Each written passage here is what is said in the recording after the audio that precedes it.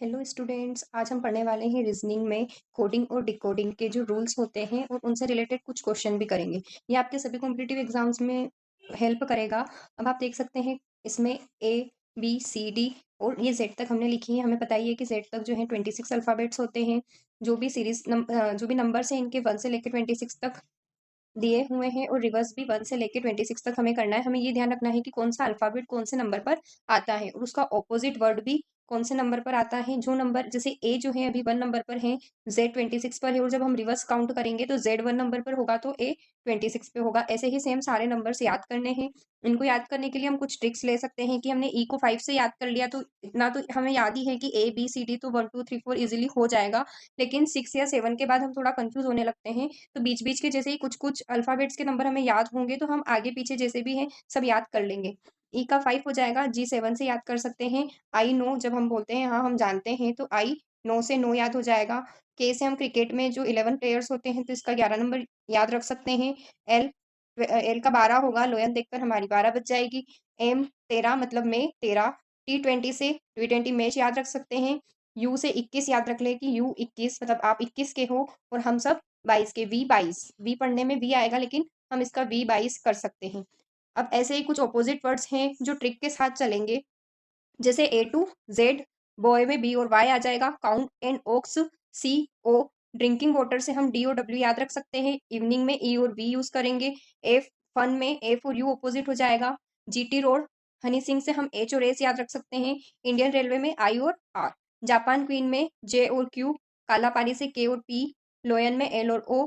Man में M और N. ऐसे जब एन का ऑपोजिट पूछा जाएगा तो वो एम हो जाएगा। ओ का ऑपोजिट एल हो जाएगा। पी का ऑपोजिट के हो जाएगा। क्यू का ऑपोजिट जे। आर का आई। ऐसे ही आप रिवर्स भी देख सकते हैं। आइए अब इससे रिलेटेड हम कुछ क्वेश्चंस करेंगे जो कि कोडिंग डिकोडिंग में हर टाइप के मैंने एक एक दो दो क्वेश्चन लिए हैं जिससे आपकी प्रैक्टिस हो जाएगी। और अगर आपको ये वीडियो आप एमपी से बिलोंग करते हैं और मालवी में चाहिए तो आप यस कमेंट करिएगा। हम मैं आपको मालवी में भी पढ़ा दूंगी क्योंकि घर की भाषा में सीखते हैं तो ज़्यादा अच्छे से समझ में आता है। यहाँ फर्स्ट क्वेश्चन है, वाई जेड और डब्ल्यू को बी ए डी लिखा हो तब जेड एक्स वाई से क्या बनेगा। अब आपको क्वेश्चन में एक हिंट दे रखी है, इस हिंट से आप आंसर निकालेंगे दूसरे वाले का। वाई और बी, जेड के साथ ए लिखा है, डब्ल्यू के लिए डी लिखा है। यही आप क्वेश्चन में देखेंगे, हम रिवर्स करके देखेंगे कि वाई का जो अपोजिट होगा, जो वाई 25 पर आ रहा है, यही बी भी कहाँ आ रहा है, 25 पर आ रहा है। तो उन्होंने क्या किया है, सबसे पहले हमें पहचानना है कि उन्होंने हिंट में किया क्या है। यहाँ y का b लिखा है मतलब y का उल्टा b लिखा है। बॉय से याद रखेंगे b और y। अब z का उल्टा हो जाएगा a। यहाँ हम z के लिए a यूज करेंगे, x के लिए काउ एंड ओक्स c और y के लिए b। तो आपका आंसर हो जाएगा a c और b। नेक्स्ट क्वेश्चन में हॉर्स, हॉर्स के लिए एच के लिए आई किया है, ओ के लिए पी, आर के लिए एस, एस के लिए टी और ई के लिए एफ। तो यहाँ देख सकते हैं एच के बाद क्या आता है, आई आता है, ओ के बाद पी आता है। तो यहाँ से हमने ये देख लिया है कि इस क्वेश्चन में हिंट हमें क्या बता रही है, हमें एक आगे चलना है। एस के लिए एस के बाद हम टी लिखेंगे, एन के बाद ओ, ए के बाद बी, के बाद एल और ई के बाद एफ। ये आपका आंसर होगा। नेक्स्ट क्वेश्चन है, स्ट्रिक्ट वर्ड को तोड़कर कैसे सेट किया हुआ है ये चेक करना है। यहाँ देख सकते हैं आप एस टी और यहाँ टी एस लिखा है, फिर आर आई को आई आर, दो दो शब्द दो दो जो अल्फाबेट हैं उनको यहाँ पर पलट के लिखा है। तो हम भी यहाँ पे क्वेश्चन का ट्राई करेंगे। एफ आर को पलटकर हम आर एफ लिखेंगे, ए सी को पलटकर सी ए और फिर ए एस को पलटकर एस ए करेंगे। नेक्स्ट क्वेश्चन में क्लाउड के लिए कुछ नंबर दिए हैं, सी को 5 बताया है, एल को n, ओ को 4, यू को 3 और डी को 2 बोला है। तो ये जो कूट संकेत में लिखे हैं, ऐसे ही आपको रेन के लिए भी कुछ नंबर दिए हैं, आपको अराउंड का कूट संकेत बताना है। अराउंड के लिए अब जहाँ देख सकते हैं आप रेन के अंदर ए दिया है तो सेकेंड नंबर पर ए का नंबर होगा जिसे 6 कहा है। ए की जगह हम 6 लिखेंगे, आर की जगह आर को 1 नंबर से बताया है, ओ के लिए 4 है, एन के यू के लिए 3 है, एन के लिए यहाँ पर 7 दिया है, 8 दिया है सॉरी, एन डी के लिए 2। नेक्स्ट सेम क्वेश्चन ऐसा ही है लेकिन इसमें पलटकर बताया है। जैसे यहाँ पर इस क्लाउड वाले क्वेश्चन में अल्फाबेट से नंबर दिए थे और स्पेलिंग से नंबर लिखना था, और इस वाले क्वेश्चन में आपको नंबर दिए हुए हैं, इससे आपको स्पेलिंग बनानी है। ये वाला क्वेश्चन आपका आंसर आप कमेंट बॉक्स में बताएँगे। नेक्स्ट क्वेश्चन है, जापान के लिए कुछ नंबर दिए हैं, इन्हें किस सीरीज से लिखा हुआ है और इंडिया के लिए क्या कूट होगा ये आपको बताना है। तो आपको अगर नंबर याद नहीं है तो हम वीडियो में पीछे देख सकते हैं, और अगर याद है तो जे के लिए 10 आता है, ए के लिए 1 आता है। यहीं से हमें ए से ही पता चल जाएगा कि ए के लिए 1 आता है, लेकिन यहाँ पे क्या किया हुआ है, 0 किया हुआ है, मतलब इन्होंने 1 माइनस करके लिखा है। जे के लिए 10 था तो 1 माइनस करके 9 लिखा है, ए के लिए 1 था तो 0, पी के लिए 16 था तो 0, फिर ए के लिए वापस से 0 आ गया है, और एन के लिए 14 था तो 13 लिखा। अब इंडिया का जो कूट होगा वो कैसे लिखेंगे, आई के लिए मैंने याद कराया था, आई नो से याद करेंगे। आई नो के लिए अगर 9 आ रहा है तो हम यहाँ 1 माइनस करके चल रहे हैं, तो यहाँ 8 लिखेंगे। एन के लिए 14 आता है, लेकिन हम यहाँ 13 लिखेंगे। डी के लिए 4 होता है और 1 माइनस करना है तो 3 आएगा। आई वापस से आ गया है तो आई के लिए 9 था, लेकिन हम यहाँ 8 लिखेंगे, और ए के लिए 1 है तो हम यहाँ 0 लिखेंगे। नेक्स्ट क्वेश्चन है, यदि सन को 27 लिखा है तो केट को क्या लिखेंगे। एस के लिए तो नंबर 21 19 आता है, और टी के लिए 20 होता है। यू के लिए 21 है, लेकिन यहाँ पे अगर हम इसके रियल नंबर्स को ऐड करेंगे तो वो नंबर्स बड़े आएंगे। अब हम यहाँ पे इसकी रिवर्स काउंटिंग को देखेंगे, तो देखते हैं रिवर्स काउंटिंग में ये कहाँ जाएगा।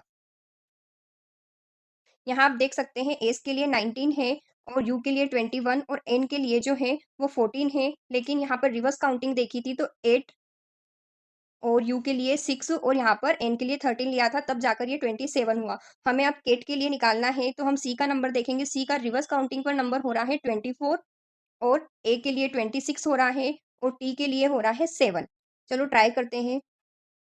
देखिए, केट के लिए मैंने 24 सी के लिए लिया है, ए के लिए 26 और टी के लिए 7 लिया है, तो ये टोटल 6 और 4 10 और 7 और 1 कैरी जाके ये 57 हो चुका है। तो केट के लिए जो कोड बनेगा वो बनेगा 57। नेक्स्ट है, यदि एम के लिए 26 है और यहाँ पर 2 लिख दिया है, यहाँ पर जेड होगा, जेड के लिए 52 होगा, तो बी ई टी के लिए क्या होगा। आप देख सकते हैं कि एम के लिए जो है 13 आता है, और 13 का ही यहाँ पर 2 से मल्टीप्लाई करके 26 लिया है। जेड के लिए 26 आता है, तो इसी का डबल 52 हो गया है। अब हमें बी ई टी का निकालना होगा, तो बी का जो नंबर है वो 2 है, ई का 5 है, और टी का 20 है, तो यहाँ पर ये टोटल बन रहा है 27, और इसका भी हमें क्या करना है, डबल करना है, तो ये बन जाएगा 54। नेक्स्ट क्वेश्चन है, सूरज को चांद कहें, चांद को आकाश, आकाश को बादल कहें, बादल को वर्षा, तो पक्षी कहाँ उड़ेंगे। इस तरीके के क्वेश्चन में क्या होता है कि एक जैसे सूरज को कोड दिया है चांद का, चांद को आकाश का दिया है, और जिस मेन पॉइंट से हमें प्रश्न पूछा गया है उसी कोड, उसी मेन जो है शब्द को किस कोड में इस क्वेश्चन में पूछा गया है हमें वो बताना पड़ेगा। तो पक्षी कहाँ उड़ेंगे, हमें पता है कि पक्षी आकाश में उड़ते हैं, लेकिन आकाश को जो कोड दिया हुआ है वो बादल है, तो हमारा यहाँ उत्तर क्या हो जाएगा, बादल हो जाएगा। यदि मुंबई को जयपुर, जयपुर को दिल्ली, और दिल्ली को अगर लखनऊ कहा जाए तो भारत की राजधानी क्या होगी। तो हमें पता है भारत की राजधानी तो दिल्ली है, लेकिन यहाँ दिल्ली के लिए क्या कोडिंग दी हुई है, लखनऊ, तो हमारा उत्तर क्या होगा, लखनऊ। नेक्स्ट क्वेश्चन है, यदि बैंड को BEND को 5%, 3 और हैशटैग और नाइट को इन चिन्हों के द्वारा अगर व्यक्त किया गया है तो डेप्थ के लिए क्या होगा। यहाँ हम डी के लिए क्या यूज कर सकते हैं, डी को हैशटैग से बताया है, ई को परसेंट से, और बी को 5, और टी के लिए यहाँ पर है, इसमें दिख नहीं रहा है शायद, 4 है। अब लास्ट 2 क्वेश्चन है कि निम्न शब्दों को शब्दकोश के अनुसार क्रम में लिखना है। डिक्शनरी में जैसे वर्ड्स लिखे हुए होते हैं वैसे आपको इन वर्ड्स को मैनेज करना है। यहाँ पर आप देख सकते हैं मैटर, मोटिव, मोकरी और मैनेज एंड मूवीज हैं। अब यहाँ पर एम ए स्टार्ट हो रहा है, एम सभी का फर्स्ट लेटर है। इसके बाद हमें जो है अल्फाबेट के अनुसार देखना है कि कौन सा सबसे पहले आएगा, कौन सा सेकेंड नंबर पर आएगा। यहाँ है एम के बाद ए लिखा है, और मैनेज में भी एम के बाद ए लिखा है, मतलब पहले इन दोनों में से ही आएगा। अब देखेंगे हम थर्ड वाला जो है ये क्या लिखा हुआ है, एन लिखा है, और यहाँ पर टी लिखा हुआ है, तो एन पहले आएगा तो फर्स्ट नंबर पर ये होगा। फिर सेकेंड वाला जो है, इसके बाद तो एम ए तो किसी में भी नहीं है, मेटर में ही है, तो सेकेंड नंबर का ये होगा। इसके बाद थर्ड पर देखेंगे M O T, M O C और एम ओ वी में से सी वाला पहले आएगा।